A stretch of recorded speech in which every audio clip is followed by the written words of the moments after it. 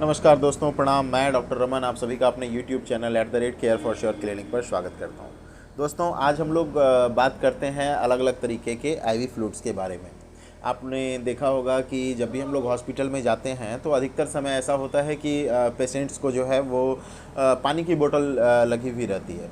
तो आखिर कौन सा पानी की बोतल जो है वो किस समय लगाया जाता है और किसके लिए कौन सा जो है वो आईवी फ्लूइड्स जो है वो बेनिफिशियल होता है, किसे नहीं लगाना है और कौन सी बोतल किसे नहीं लगाना है, इन सब जो है मुद्दों पर आज हम लोग जो है डिस्कस करेंगे। तो सबसे पहले शुरू करते हैं हम लोग डीएनएस से। जब आप लोग पानी की बोतल देखते होंगे तो उस पर कुछ ना कुछ नाम मेंशन होता है। तो सबसे पहले बोतल होता है जिसका नाम है डीएनएस। डीएनएस आईवी फ्लूइड्स में क्या है कि डेक्सट्रोज होता है। ठीक है, डेक्सट्रोज कहने का मतलब कुछ अगर हम लोग हिंदी भाषा में समझें तो ग्लूकोज के टाइप का होता है, उससे एनर्जी भी मिलती है। और अमूमन ये जो दिया जाता है वो बहुत बार कमजोरी, थकान, इस तरीके से या डिहाइड्रेशन के लिए जो है इसको उपयोग किया जाता है। ठीक है, किसी भी पेशेंट को जो है ये लगा सकते हैं। इसमें सावधानी ये बरतना है कि जब पेशेंट डायबिटिक हो, यानी कि उसको जो है वो डायबिटीज़ की समस्या हो, जिसे हम लोग घरेलू भाषा में चीनी की बीमारी या शुगर की बीमारी कहते हैं, तो उसको ये बोतल जो है ना लगाएं, बेहतर है। और प्रेगनेंसी में जो है खासा ध्यान रख करके डॉक्टर के सर्वेक्षण से ही जो है कोई भी बोतल वैसे तो डॉक्टर के सर्वेक्षण से लगाना चाहिए, निगरानी में ही लगाना चाहिए, लेकिन जो है इसको जो है थोड़ा सा अवॉइड करना चाहिए। डीएनएस का बस यही है कि अपना पूरे दिन में यानी 24 आवर्स में जो है 3 से 4 बोतल जो 500 ml की होती है वो हम लोग लगा सकते हैं। इसके रेट कंपनी तो बहुत सारा है, लेकिन अमूमन डीएनएस पे ही ध्यान देना है। बहुत सारी कंपनी आती है और रेट जो फ्लैक्चुएट करता रहता है, आपको 30 रुपये, 40 रुपये, 50 रुपये के बीच में जो है इसका रेट होता है। और मैक्सिमम जो हम लोग इसको लगा सकते हैं वो 3 से 4 बोतल लगा सकते हैं। ज़रूरत पड़ने पर 24 घंटे में इससे ज़्यादा भी हम लोग मतलब डॉक्टर पे डिपेंड करता है कि कितना लगाना है।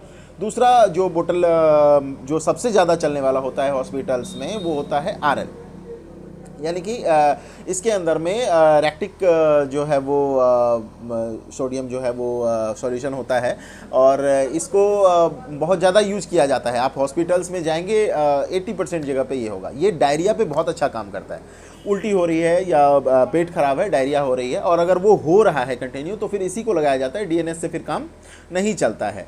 ठीक है, ये जो है सबसे ज़्यादा यूज किया जाता है। क्यों यूज किया जाता है? क्योंकि एक्सीडेंटल केस में भी इसको यूज किया जाता है। कई बार शरीर से बहुत ज़्यादा ब्लड जो है वो निकल जाता है, तो इसको तुरंत ही लगा दिया जाता है।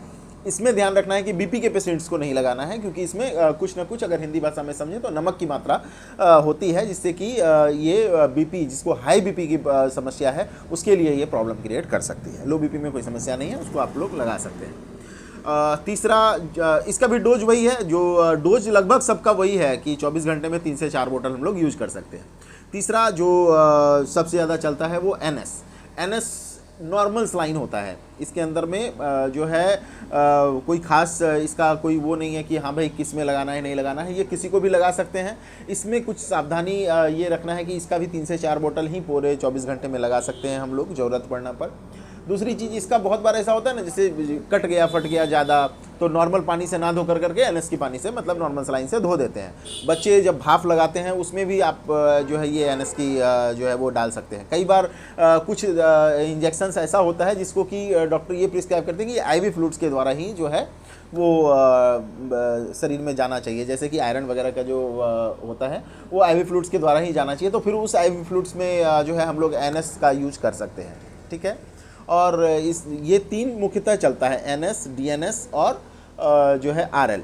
ये तीनों के बारे में हमने जान लिया। डीएनएस जो है वो शुगर के पेशेंट में यूज नहीं करना है, आरएल जो है वो बीपी के पेशेंट में यूज नहीं करना है। अगर दोनों किसी पेशेंट को समस्या है तो वहाँ एनएस यूज कर सकते हैं। एनएस में हम लोग कोई भी दवाई डाल कर करके मतलब जो भी डॉक्टर प्रिस्क्राइब करता है उसको डाल कर करके हम लोग यूज कर सकते हैं। इसके सिवाय और भी मार्केट्स में जो है आईवी फ्लूइड्स उपलब्ध हैं, जैसे कि D5 और D10। दोनों में फ़र्क इतना है कि D5 से डबल मात्रा होती है डेक्सट्रोज की D10 में। ये जब बहुत ज़्यादा कमजोरी हो जाता है इंसान को तो ग्लूकोज के तौर पर इसको यूज़ किया जाता है। बहुत ज़्यादा कमजोरी होने पर ग्लूकोज के तौर पर इसको जो है यूज़ किया जाता है। तो D5 और D10 में यही जो है वो समानता जो है वो देखने के लिए मिलता है और इसमें कोई खास है नहीं, ग्लूकोज के तौर पर हम इसको यूज कर सकते हैं। मार्केट में और भी बहुत सारे आईवी फ्लूइड्स उपलब्ध हैं, जैसे कि मेट्रोनिडाजोल का हो गया, ऑफ्लोक्सासिन का जो है वो आईवी फ्लूइड्स उपलब्ध होता है। छोटे छोटे स्वामी पैरासीटामोल का आईवी फ्लूइड्स उपलब्ध होता है, तो ज़रूरत पड़ने पे डॉक्टर के हिसाब से उस तरीके से हम लोग यूज कर सकते हैं। तो आज हम लोगों ने जाना कि आईवी फ्लूइड्स कितने तरीके के होते हैं, किस प्रकार से उसको यूज करना है ना, और जो है किसको नहीं देना है और किसे हम लोग लगा सकते हैं, और कहाँ कहाँ पे इनकी यूसेज होती है। अगर आपको हमारा ये वीडियो अच्छा लगा है तो आप जो है हमारे जो है इस वीडियो को शेयर करें और लाइक करें, किसी और के पास भी पहुँचाएं ताकि उन्हें भी जो है इन चीज़ों से फ़ायदा हो सके। नमस्कार, धन्यवाद, प्रणाम।